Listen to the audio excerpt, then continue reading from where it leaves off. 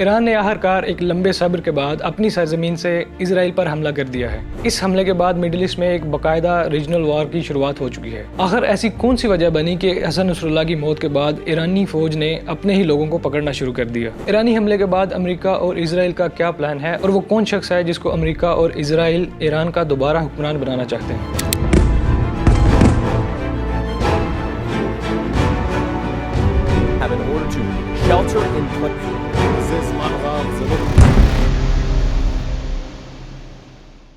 ایران نے ہزاروں فلسطینی حسن نصر اللہ اور عباس نیلفروز شان کے قتل کے جواب میں اسرائیل پر حملہ کیا۔ اس حملے میں ایران نے فتح ہائپرسونک بیلسٹک میزائل استعمال کیے ہیں، اور یہ وہ میزائل ہیں جن کو ایران نے اس سے پہلے کبھی استعمال نہیں کیا۔ ایرانی پاسداران انقلاب IRGC کے مطابق ایران نے اسرائیل کے 3 اہم فوجی اڈوں کو نشانہ بنایا۔ اس میں خاص بات یہ تھی کہ ایران کی جانب سے ان حملوں میں بڑے پیمانے پر سائبر حملے بھی کیے گئے۔ اسرائیلی فوج نے دعویٰ کیا کہ 180 میزائل میں سے بہت سارے میزائلز کو روک لیا گیا، اور کچھ میزائل ایسے تھے جو سینٹرل اسرائیل اور ساؤدرن اسرائیل میں جا کے گرے۔ بہت ساری ایسی فوٹیجز سامنے آئیں اور سوشل میڈیا پر پوسٹ سامنے آئیں جن میں یہ دیکھا جا سکتا ہے کہ ایران کی جانب سے فائر کیے گئے میزائل اسرائیل کی بہت ساری بلڈنگز کو ہٹ کر رہے ہیں۔ امریکی حکام کے مطابق اس حملے کو بری طرح سے ناکام بنا دیا گیا۔ امریکی بحری جہاز اور اسرائیل کے ایئر ڈیفنس سسٹم نے ان میزائل کو مل کر تباہ کیا۔ بہت سارے ویسٹرن میڈیا چینلز جیسا کہ اسکائی نیوز اس چیز کا دعویٰ کر رہے ہیں کہ ایران کا یہ حملہ اس کے لیے ایک ذلت آمیز شکست ہے۔ It saves a bit of face. It doesn't make any difference to the reality, which is that this missile attack didn't achieve anything. Very few of the missiles got through. It, in effect, failed. Many people are calling it a humiliation for Iran. اس کے پیچھے کی وجہ وہ یہ بتاتے ہیں کہ اس حملے میں کوئی ایک میزائل بھی اپنے ٹارگٹ لوکیشن پر ہٹ نہیں کر سکا، اور کوئی بھی مالی اور جانی نقصان اسرائیل کو نہیں دے سکا۔ اسرائیل کے پرائم منسٹر نیتن یاہو نے میڈیا پر سٹیٹمنٹ دیتے ہوئے کہا کہ ایران نے یہ بہت بڑی غلطی کی ہے اور وہ اس کو اس کا شدید جواب دیں گے۔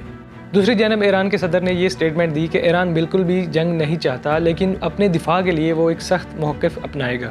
دوستو، یہاں پہ یہ جان لینا ضروری ہے کہ بہت دیر سے امریکہ اور اسرائیل اس چیز کے خواہش مند تھے کہ ایران کسی نہ کسی طریقے سے اس جنگ میں شامل ہو، اور وہ ایسے ہی کسی حرکت کا انتظار کر رہے تھے جو حال ہی میں ایران نے اٹیک کر کے اسرائیل پر کی۔ دوستو، اسرائیل سے زیادہ امریکہ اس چیز کا خواہش مند ہے کہ ایران میں ایک رجیم چینج آئے، کیونکہ ایران میں موجودہ حکومت امریکہ کے فیور میں بالکل بھی نہیں ہے، اور یہی وجہ ہے کہ امریکہ اس حکومت کو بدلنا چاہتا ہے۔ اگر مستقبل میں ایسا ہوتا ہے کہ ایران پر امریکہ اور اسرائیل حاوی ہو جاتے ہیں، تو امریکہ کے پاس ایک ایسا بندہ ہے جس کے ہاتھ میں وہ ایران کی حکمرانی دے دیں گے۔ اس شخص کا نام رضا پہلوی ہے، اور یہ وہ شخص ہے جس کا باپ ایران کا آخری شاہ تھا۔ جب 1979 میں ایران میں اسلامی انقلاب آیا تھا تو یہ شخص یعنی رضا شاہ پہلوی اپنی پوری فیملی کے ساتھ امریکہ شفٹ ہو گئے تھے۔ رضا پہلوی ایران میں قائم اسلامی حکومت کے خلاف خوب پراپوگنڈا کرتے رہتے ہیں، اور وہ اسرائیل میں اکثر اپنا وزٹ کرتے رہتے ہیں۔ حال ہی میں وہ نیتن یاہو سے بھی ملے تھے۔ وہ ابھی بھی اپنے آپ کو پرنس آف ایران ہی کہتے ہیں، اور اس چیز کے لیے وہ کوشاں بھی رہتے ہیں کہ وہ کسی دور میں ایران میں جا کر اپنی حکومت دوبارہ بنائیں گے۔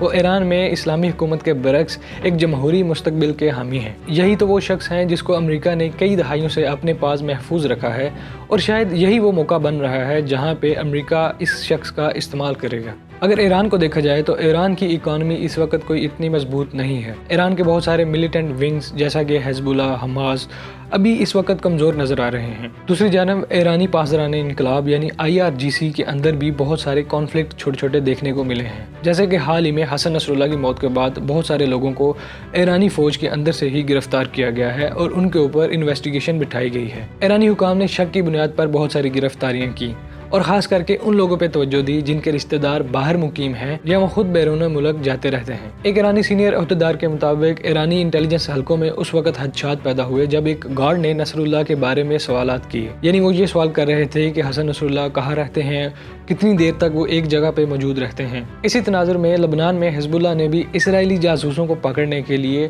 تحقیقات شروع کر دی ہیں، اور اپنے ہی لوگوں سے سوالات پوچھنے شروع کر دیے ہیں۔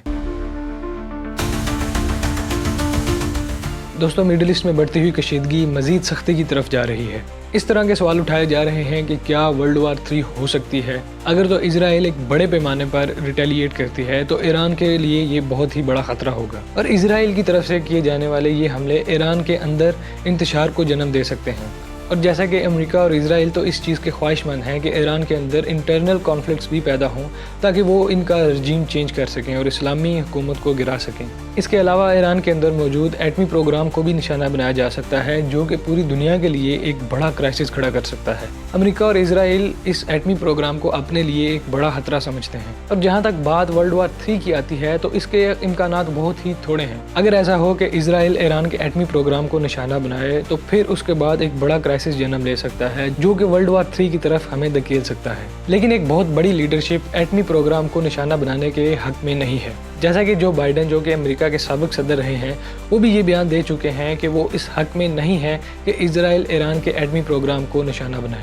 وہ کہ عالمی جنگ کی صورتحال بنی ہوئی ہے، لیکن بہت ساری قوتیں اور ورلڈ پاورز اس چیز کے خلاف ہیں اور جنگ کو روکنے کی کوشش کر رہے ہیں۔ اگرچہ ایران نے ابھی اسرائیل پر حملہ کیا ہے، لیکن وہ پھر بھی کشیدگی کو کم کرنے کے لیے کوشش کر رہا ہے اور اس چیز کی بات کر رہا ہے کہ مزید جنگ کو بڑھاوا نہ دیا جائے۔ بڑی طاقتیں جیسا کہ چین اور روس اس معاملے میں کوئی خاص انٹرفیئرنس نہیں کر رہی، گو کہ رشیا ایران کو اسلحہ سپلائی کر رہا ہے، لیکن وہ سیاسی طور پر اس چیز میں مداخلت نہیں کر رہا۔ دوستو، اگر اس چیز پہ قابو نہ پایا گیا تو میڈل ایسٹ کے اندر ایک اس سے بھی بڑا کرائسس آ سکتا ہے اور شاید کسی موڑ پہ جا کے ہمیں دوبارہ ایک عالمی جنگ دیکھنی پڑ جائے۔